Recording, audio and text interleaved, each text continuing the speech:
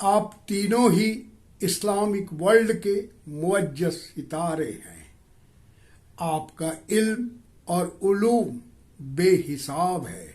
आपसे हम ये जानना चाहते हैं, मूर्ति पूजा, बुत परस्ती क्यों सही है, क्यों गलत, ताकि मैं अपने इल्म में इजाफा कर सकूं।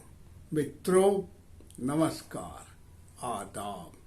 बस थोड़ी देर के लिए आप भी बने रहिए।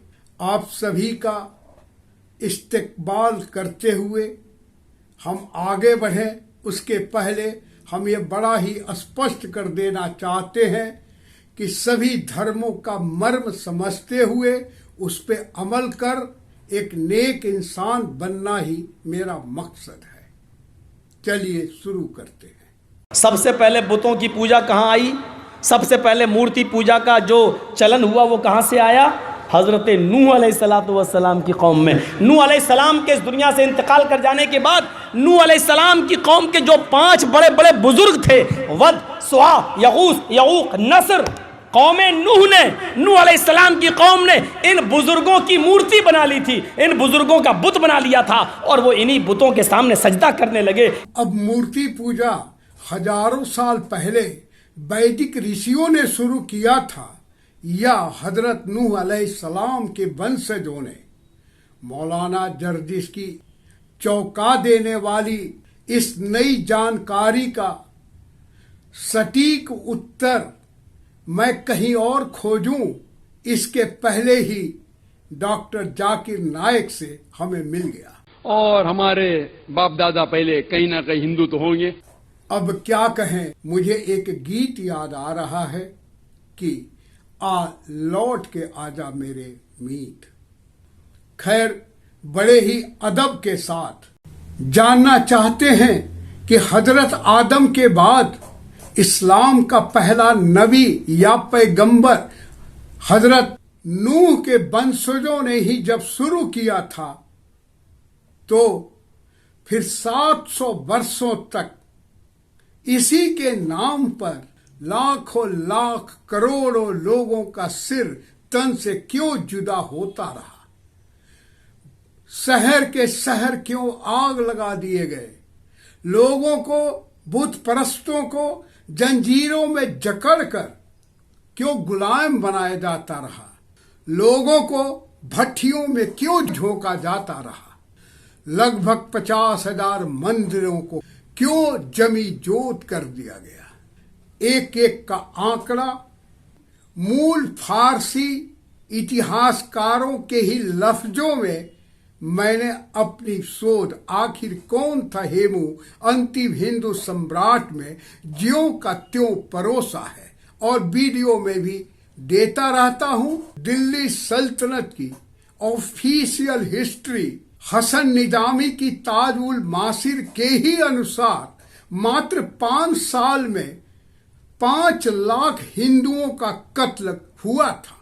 जी हां, हिंदू। देखिए, ताजुल मासिर में हिंदू ही लिखा हुआ है। तथा दिल्ली में इतने बड़े पैमाने पर कत्ल हुआ था कि हिंदुओं की खून की धारा बारिश की पानी की तरह बह रही थी। जी हां, हसन निजामी ने एक टोरेंट ऑफ ब्लड ही लिखा है, जिसका मतलब डिक्शनरी में आप खोज लीजिएगा। इस प्रकार उस समय मूर्ति पूजकों के साथ क्या हुआ होगा, इसकी कल्पना आप कर सकते हैं। हालांकि कुछ प्रमाण हमने अपने पिछले वीडियो नंबर 4 में दिए हैं। खैर, अब आते हैं मुद्दे पर कि मूर्ति पूजा सही है या गलत। यूं तो यह किसी इतिहासकार का नहीं, ज्ञानी लोगों के लिए विचार विमर्श का विषय है। तथा किस किताब में क्या लिखा है हम यह नहीं जानते, किंतु वैज्ञानिकों के अनुसार जीव से जानवर और जानवर से मनुष्य कैसे बना, यह तस्वीर उसकी गवाह है। हालांकि मनुष्य कब बना, इसका सटीक उत्तर वैज्ञानिकों के पास नहीं है, लेकिन 38 से 40 लाख वर्ष पुरानी मनुष्य की खोपड़ियों को प्रमाण के रूप में रखकर वैज्ञानिक दावा करते हैं। फिर भी यदि किसी धर्म गुरु के पास यदि इसका कोई जवाब हो तो वह हम नहीं जानते, लेकिन पिछले 2 लाख वर्षों से मनुष्य की विकास क्रम का कुछ प्रमाण हमें मिलते हैं। इस दरमियान खरबों खरब लोग आए और चले गए, लेकिन कोई 1 दर्जन ही मात्र इस कायनात में आए जिन्होंने या तो परवरदिगार से रूबरू हुए या तो परमात्मा से आत्म साक्षात्कार किए। इन्हीं चंद अवतरित अपने आदि पूर्वजों को मूर्ति या बूथ का रूप देकर सनातन धर्मी देवी देवता के रूप में पूजते हैं, तो गलत कैसे है यह हम जान न सके।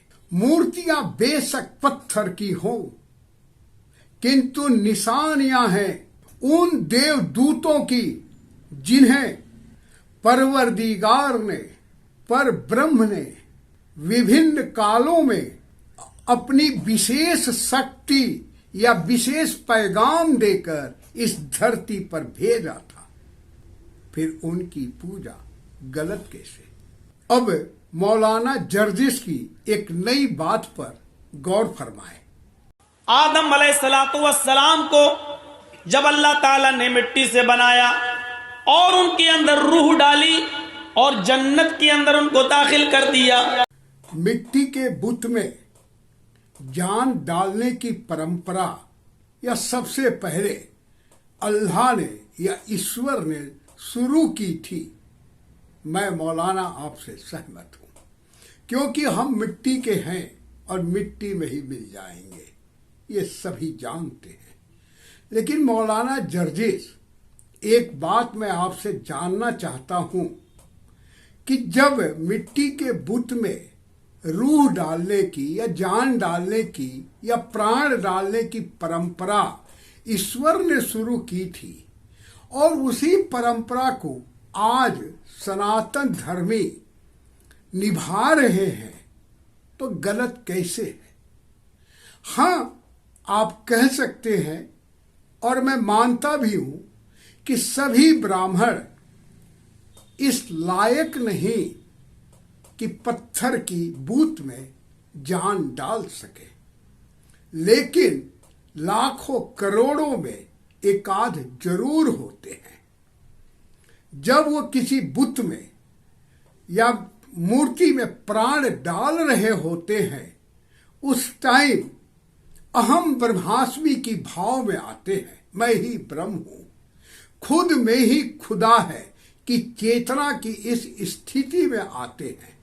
फिर ईश्वर का आह्वान करते हुए उसमें प्राण ऊर्जा जो ईश्वर का ही एक अंश है डालते हैं। फिर किसी के लिए वह पत्थर का है, किसी के लिए वो जिंदा है, वो मैं आगे बताऊंगा। लेकिन यह गलत कैसे है यह हम जान न सके। अब थोड़ा आगे बढ़ते हैं। पाकिस्तानी मुल्क के मुफ्ती साहब क्या फरमाते हैं, जरा सुने। मैं चीख चीख के थक गया कि ये पत्थर के बने हुए बुत हैं, ये तुम्हारा काम नहीं बना सकते, ये तो खुद तुम्हारे बनाए हुए हैं। मुफ्ती साहब, मूर्तियां बेजान और बेजुबान होती हैं, ये कुछ नहीं कर सकती हैं, इस पर हम कुछ नहीं बोल सकते क्योंकि हमें इल्म नहीं है। लेकिन बता सकते हैं, बगैर धर्म और जाति देखे आधी दुनिया को दाल रोटी देने वाले फेसबुक के मालिक मार्क जुकरबर्ग और एप्पल के मालिक स्टीव जॉब्स, जब वो खुद अपनी दाल रोटी के चक्कर में दर दर भटक रहे थे, तो नैनीताल में स्थित कैंची धाम में श्री हनुमान की मूर्ति में उनको क्या मिला। यहां तक स्टीव जॉब्स को मंदिर से मिले एक प्रसाद सेव, एप्पल में ऐसा कौन सा चमत्कार था कि उसने अपनी कंपनी का नाम ही एप्पल रख दिया। पूरी धरती पर शायद ही ऐसा कोई देश हो जहां पे हजारों हजार लोगों की दाल रोटी इन पर निर्भर ना हो। वे दुनिया की नंबर 1 कार कंपनी फोर्ड के मालिक बता सकते हैं कि अमेरिका से 13,000 किलोमीटर दूर वृंदावन में श्री कृष्ण की मूर्ति में उन्हें क्या मिला, वह अल्फ्रेड फोर्ड अम्बरीश दास बन गए। बता सकते हैं जन्नत में आराम फरमा रहे जिन पे हमें फक्र है। धर्मनिरपेक्ष भारतीय लोकतंत्र का सबसे खूबसूरत चेहरा रहे महरूम राष्ट्रपति एपीजे अब्दुल कलाम साहब की अपने जीवन के प्रारंभिक दौर में जब वह सब जगह से निराश हो गए तो गंगा किनारे ऋषिकेश में स्वामी शिवानंद महाराज की अनुकंपा में ऐसा कौन सा चमत्कार था कि वह नवयुवक विश्व गुरु भारत की सर्वोच्च सत्ता की सर्वोच्च शिखर पे बैठ गया। बता सकती हैं वो हजारों हजार बहनें जो विश्व की सर्वाधिक विकसित देशों की रहने वाली हैं, अपना देश और अपना धर्म छोड़कर वृंदावन में श्री कृष्ण की 5253 बाद भी मूर्तियों की पटरानी क्या दासी बनने के लिए ही ललायित क्यों रहती हैं। यूं तो श्री कृष्ण की 16,000 पटरानियां थी, उस पे ही कुछ लोग मजाक करते हैं। बता सकते हैं वे लाखों लाख नवयुवक जो सर्वाधिक विकसित देशों के अंदर साइंटिस्ट हैं, इंजीनियर हैं, डॉक्टर हैं, सब छोड़ करके हरिद्वार ऋषिकेश में ही अपना अंतिम सांस लेने से पहले देवाधिदेव महादेव शिव के आगे क्यों प्रेयर करते हैं। बता सकते हैं वो लाखों लाख पढ़े लिखे लोग जो श्री बागेश्वर धाम सरकार में अपनी अर्जी लगाने के लिए कहां कहां से चले आते हैं। कुछ और भी शख्सियत हुए हैं। बादशाह हुमायूं के समय में ही जगन्नाथपुरी में श्री कृष्ण ने चैतन्य महाप्रभु को साक्षात दर्शन दिया था, वहीं मीरा को भी अभी 100-150 वर्ष ही हुए हैं कि कलकत्ता के अंदर मां काली ने रामकृष्ण परमहंस को दर्शन दिया था। दुनिया जिनको पत्थर का देखती है, वहीं वृंदावन में भी श्री कृष्ण ने प्रभु श्रीपाद को अपना दर्शन दिया था। बता सकते हैं वो करोड़ों करोड़ लोग जो कई देशों के हैं, कई धर्मों के हैं, कि शिरडी के साईं बाबा बेजान हैं कि बेजुबान। यूं तो उदाहरण बहुत है, हम नहीं जानते कि किस धर्म की पूजा स्थल पर ऐसा होता है, किंतु भारत में कुछ मंदिर अद्भुत हैं जहां हो रहे अकल्पनीय, अविश्वसनीय, अलौकिक चमत्कार गवाही देते हैं कि अंदर बैठा हुआ भगवान या ईश्वर पत्थर का नहीं है। अब यह मूर्तियां स्वयं प्रकट हुई थी या किसी ब्रह्म ज्ञानी ने हजारों साल पहले इसमें प्राण प्रतिष्ठा की थी, यह हम नहीं जानते। संत कबीर ठीक कहते हैं, जिन खोजा तिन पाइया। हालांकि तौहीद या एक ईश्वर ही एकमात्र सत्य है, किंतु एकम ब्रह्म द्वितीय नास्ति इस महत्वपूर्ण सूक्त पर, लिंक पर सनातन धर्म की मीमांसा ने हजारों वर्षों तक रिसर्च कर एक नए शब्द का इजाद कर फुल स्टॉप लगा दिया इस विषय पर। वह यह कि God is not one but monastic, अर्थात अद्वैत है, दूसरा है ही नहीं। अब वह चबूतरे पर खड़ा है कि चबूतरे पर लेटा, उस पर चादर चढ़ रही है कि चुनरी, क्या फर्क पड़ता है।